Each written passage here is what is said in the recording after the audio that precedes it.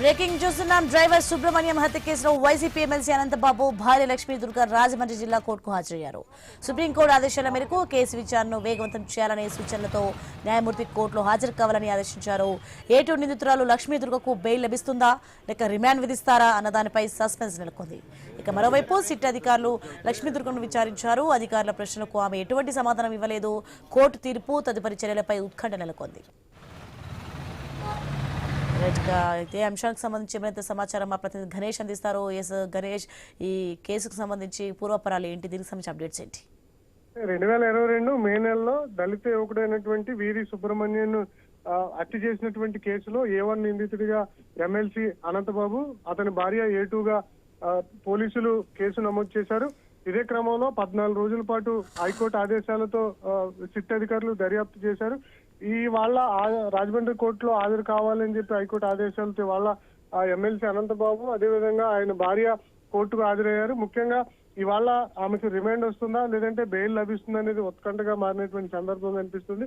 ప్రస్తుతం సుప్రీంకోర్టు ఇచ్చినటువంటి బెయిల్ తో అనంతబాబు బయట ఉన్నారు. అయితే ఆమె భార్య కూడా ఈ హత్యలో ఉందన్న ఏదైతే ప్రభుత్వం తాజాగా జరుపుతున్నటువంటి సిట్ దర్యాప్తులో ఆమె పాత్ర ఉందని చెప్పి నిర్ధారించుకున్న తర్వాత A2గా ఆమెను నిర్ధారించి నాన్ బెయిల్ వారెంట్ అనేది జారీ చేశారు. దీని మీద ఆమె హైకోర్టుకు కూడా వెళ్లడం జరిగింది. ఆ నాన్ బెయిల్ వారెంట్ రద్దు చేయాలని చెప్పి పిటిషన్ దాఖలు చేసినటువంటి సందర్భంలో ఈ నెల 16వ తేదీ నుంచి 30వ తేదీ వరకు కూడా ఉదయం 10 గంటల నుంచి సాయంత్రం 5 గంటల వరకు విచారణ అధికారి ముందు హాజరు కావాలనడంతో కాకినాడలో ఉన్నటువంటి DSP స్థాయి అధికారితో ఈ 14 రోజుల పాటు కూడా విచారణలో పాల్గొనడం జరిగింది. కానీ 14 రోజుల విచారణలో ఆమె ఏమీ కూడా చెప్పలేనట్లుగా అధికారుల ద్వారా తెలుస్తోంది. ఇదే క్రమంలో రాజమండ్రి SC/ST కోర్టు ఇవాళ ఎలాంటి నిర్ణయం తీసుకోబోతుంది అనేది ఉత్కంఠంగా మారినటువంటి సందర్భం కనిపిస్తుంది. ఎందుకంటే రాష్ట్ర వ్యాప్తంగా సంచలనం అయినటువంటి కేసు ఇది.